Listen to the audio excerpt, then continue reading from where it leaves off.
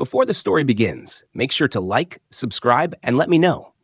What time do you usually watch videos? And don't forget to suggest the next story or content you'd like to see.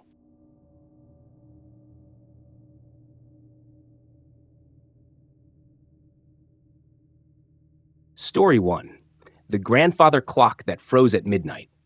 When my grandfather passed away, the house he left behind became a strange kind of relic in itself.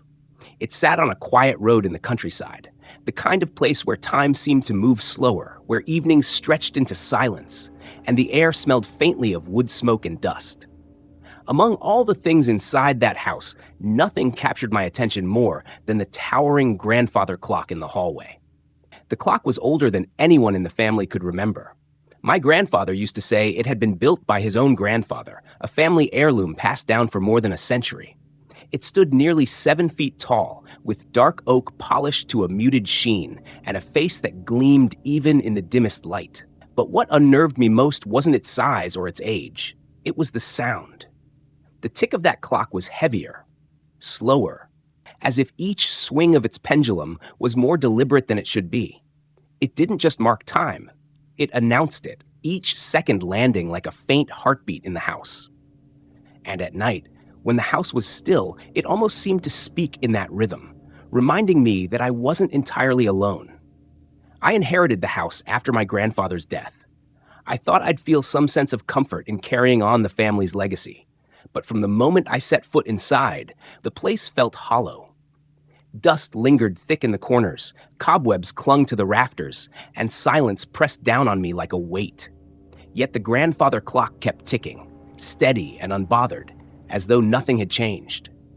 It was my first night alone when something odd happened. I was in the living room, trying to distract myself with an old book, when I heard the clock strike 12. The chime was long and drawn out, deeper than I remembered, reverberating through the hallway, like it was echoing inside the walls. But when I got up to check, I noticed something strange. The hands had stopped at exactly midnight. The pendulum hung still. The tick was gone. At first, I assumed it was simply broken. Old clocks did that.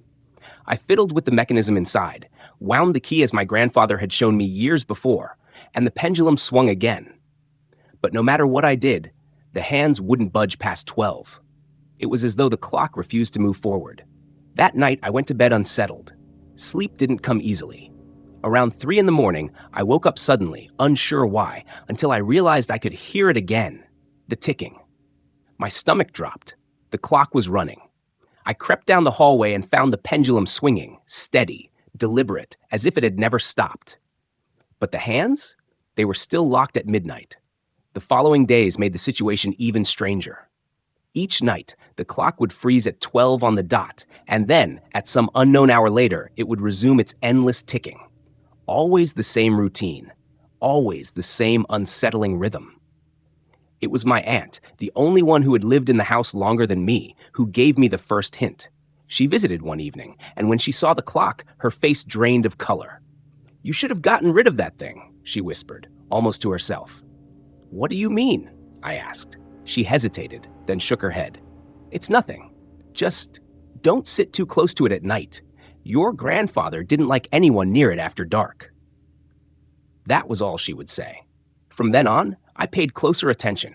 I began noticing details I hadn't before. When the clock froze at midnight, the air around it grew colder, the wood groaning softly like the frame of the house was under strain. The silence that followed the stopped tick wasn't normal silence. It felt charged, like the quiet before a storm. And sometimes in that silence, I thought I heard things, whispers, low, unintelligible voices seeping from the walls near the clock, just at the edge of hearing. One night, I forced myself to sit in front of it as midnight approached. I wanted proof that I wasn't imagining it. At 11:59, my skin crawled with anticipation. When the final second passed, the pendulum froze mid-swing, the chime rang out 12 times, and then nothing. The house felt suffocating, the air so heavy I could barely breathe. And then I heard it, clear this time, a whisper that slid right into my ear though no one was near me. "Not yet." I shot up from my chair, heart racing. The clock was still frozen, the hands fixed at midnight, its face staring at me like an unblinking eye. After that, I couldn't stay in the same room with it at night. I locked the hallway door and tried to pretend it wasn't there. But pretending didn't help because the whispers grew bolder. From my bedroom upstairs, I could still hear them faintly when the clock stopped. Sometimes they said my name. Sometimes they muttered things I couldn't understand. The worst came a week later. I woke to the sound of 12 chimes, even though I hadn't heard the clock in my room before. I stumbled into the hallway, and when I saw it, I froze. The hands weren't pointing at 12 anymore. They had moved to 3 minutes past. But the pendulum was still frozen. It shouldn't have been possible. I hadn't wound the clock in days. My breath caught when I saw the faint marks scratched into the wood beneath the clock face. Numbers, dates. Some so old they were barely legible, others newer, fresh. And one of them was tomorrow's date. I didn't sleep after that. Morning couldn't come fast enough. I don't know what will happen tonight. Maybe nothing. Maybe everything. But if there's one thing I'm certain of, it's this. The clock isn't just marking time. It's waiting. And when it finally reaches the end of its countdown, I'm terrified of what or who it's been waiting for. Story 2. The hospital room, where every clock stopped. Hospitals are strange places, even when nothing unusual is happening. They carry a weight, part sorrow, part hope, that lingers in the sterile air and fluorescent lights. For Alice, a young nurse just 2 years into her career, the hospital had already revealed its fair share of eerie moments. Empty wheelchairs rolling by themselves down polished corridors, faint cries on the night shift with no patients attached to them, shadows that seemed to stretch a little too far. But there was one story she carried silently, never fully confessing it to anyone except her diary. It centered around room 6B, a room that no one liked to enter. Not because it looked different, but because of what always happened inside. It began during one of her night shifts. She was covering the oncology wing, a dim, quiet section where patients mostly slept or lay awake in silence. The floor smelled faintly of antiseptic mixed with something sweeter, flowers brought in by visitors. Alice wheeled a cart of medication down the hall when she noticed the door to 6B slightly ajar. The patient inside, a frail man in his late 70s named Mr. Dawson, was dozing fitfully. She stepped in to check his vitals when she noticed the large clock on the wall. It was one of those generic hospital clocks, white face, black hands, ticking quietly. But it wasn't moving. The hands were frozen at exactly 3:15. Alice frowned, thinking it had simply broken. She glanced at her watch, which read 3:18. She wrote a note to report the faulty clock and moved on. The next morning, she returned to the room and noticed something unsettling. The clock was working again, ticking away normally. Not only that, but the batteries had supposedly been replaced overnight by maintenance. Yet when she asked the crew later, they said no one had touched it. 2 nights later, Alice returned to 6B. She checked Mr. Dawson's chart and glanced up at the clock out of habit. Her stomach dropped. The hands had stopped again, this time at 3:15 sharp, just as before. She listened, holding her breath, and realized there was no ticking sound at all. The room felt unnaturally still. She gently touched Mr. Dawson's hand and noticed how clammy it was. His breathing was shallow. Within the next hour, he passed away quietly in his sleep. When she looked back at the clock, it had started ticking again, as if nothing had happened. Alice brushed it off as coincidence, but the thought nagged at her. Weeks went by before 6B was occupied again. This time, it was a woman in her 40s, battling a late-stage illness. Alice wasn't her primary nurse, but one evening she was called in to assist. The woman's family sat around her bed, exhausted and somber. As Alice checked the monitors, her eyes flicked to the clock. It read 10:47, and it wasn't moving. She swallowed hard, her hands trembling slightly. One of the family members noticed her staring at the clock and asked if something was wrong. Alice forced a smile and said the batteries must have died. But deep down, she felt that same heavy stillness filling the room. An hour later, the patient took her last breath. Alice didn't need to look at the clock again, but she did anyway. It had resumed ticking. Word began to spread quietly among the nurses. They avoided speaking of it openly, afraid it might sound like superstition. But everyone knew. The clock in 6B stopped when a patient was about to die. Some claimed they saw it freeze days in advance, as if marking the countdown. Others said it stopped only minutes before the final breath. But no one could deny that it always stopped.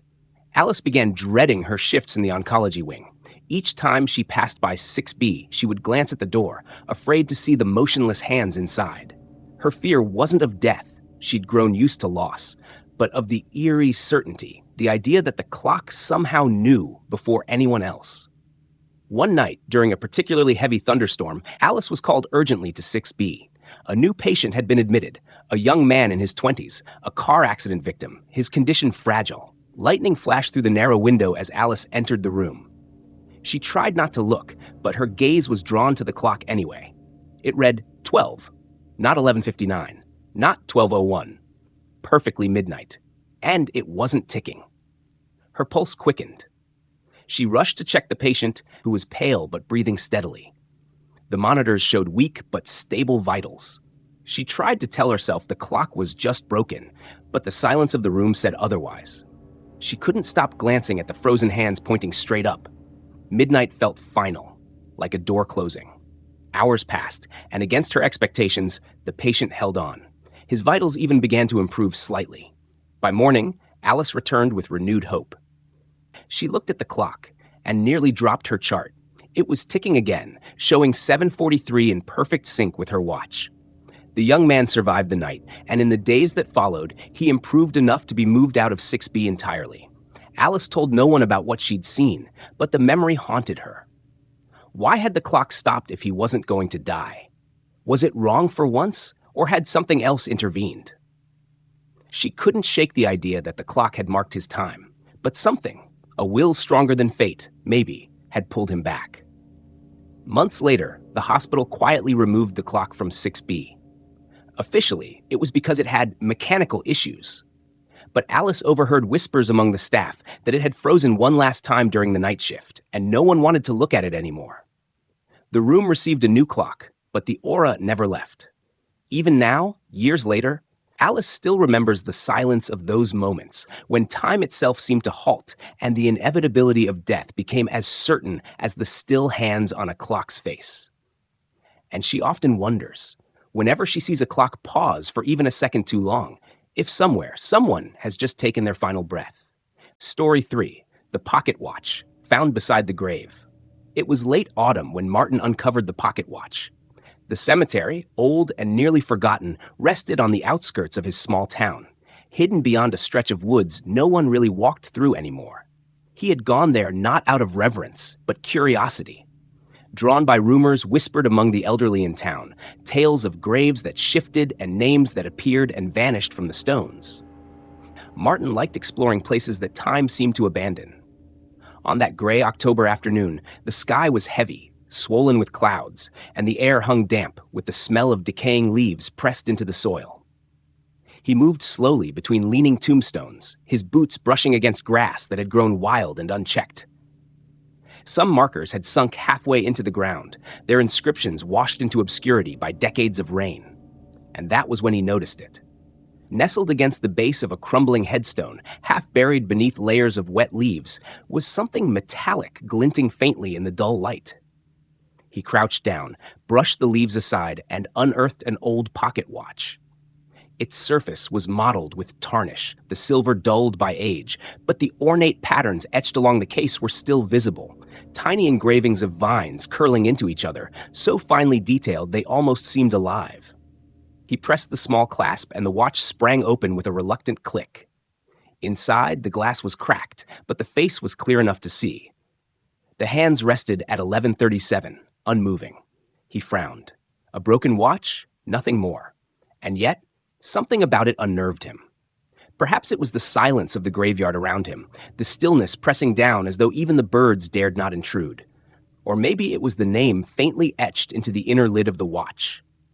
Not engraved like the outer case, but scratched in jagged strokes, as though with a desperate hand.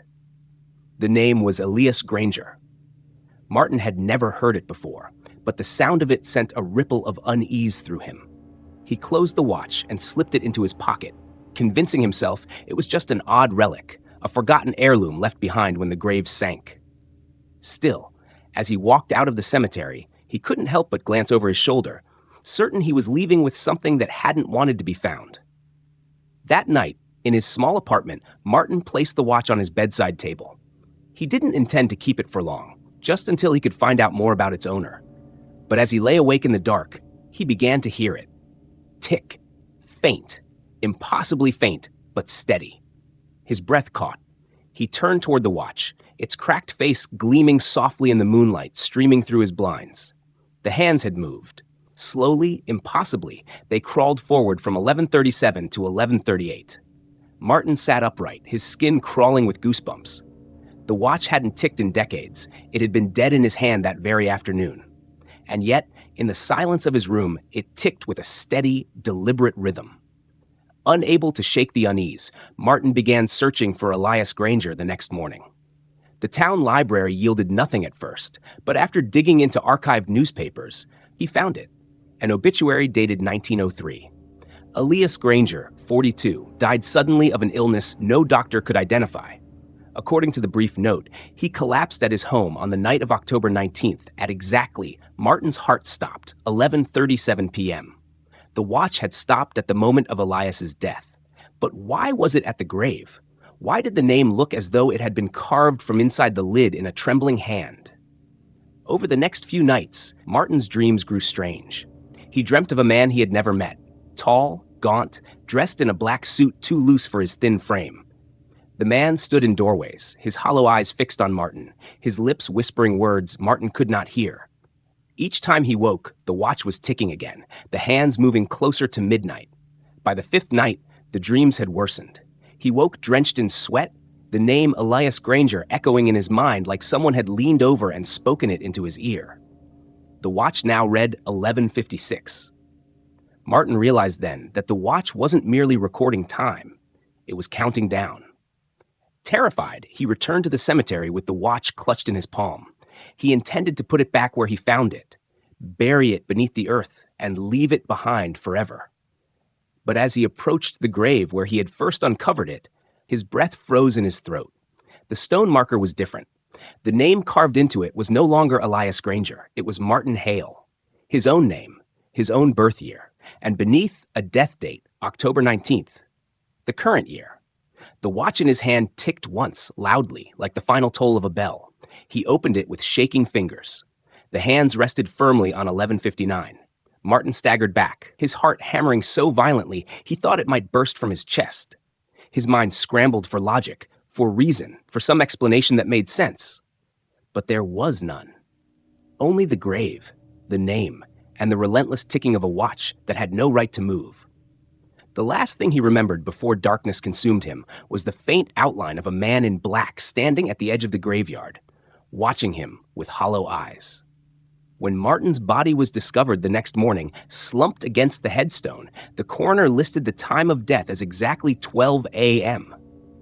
And the pocket watch, it was gone. No one ever found it. Some say it's still out there, waiting to be picked up by someone else wandering through that forgotten cemetery, ticking once more toward midnight, toward a new name, waiting to be carved into the stone. Story 4. The family home that marked the hour of death. When my grandmother died, the first thing my family noticed wasn't the silence, but the sound of the mantel clock in her old house. It had always ticked, slow, steady, like a metronome for our lives. But the moment she took her last breath in the upstairs bedroom, the clock downstairs stopped. Not slowed, not skipped, a clean, absolute halt. The hands froze at 3:12 a.m., the exact time recorded on her death certificate. At first, no one wanted to talk about it. Grief has a way of distorting how you see things, and maybe we thought we were projecting. But weeks later, when we returned to the house to clean it out, the clock still wouldn't start again. My father tried replacing the batteries, fiddling with the gears, even taking it to a repair shop. The man behind the counter examined it for half an hour before shaking his head. "This clock isn't broken," he said. "It just doesn't want to run." The house itself had always carried an uneasy weight. It had been in our family for generations, a large Victorian with heavy wallpaper that seemed to peel no matter how often it was replaced. My grandmother believed it knew things. She'd often sit in her rocker, hands folded over her lap, and say things like, "This house has seen more deaths than lives."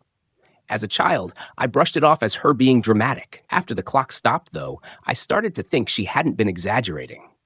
The first time the house proved it wasn't done with us was at my uncle's funeral, just 6 months later. We gathered again in that same suffocating living room. The mantel clock, still dead, still frozen at 3:12, suddenly let out a single sharp chime. No ticking followed, no movement of the hands, just one lonely chime that rang through the house like a bell at a burial.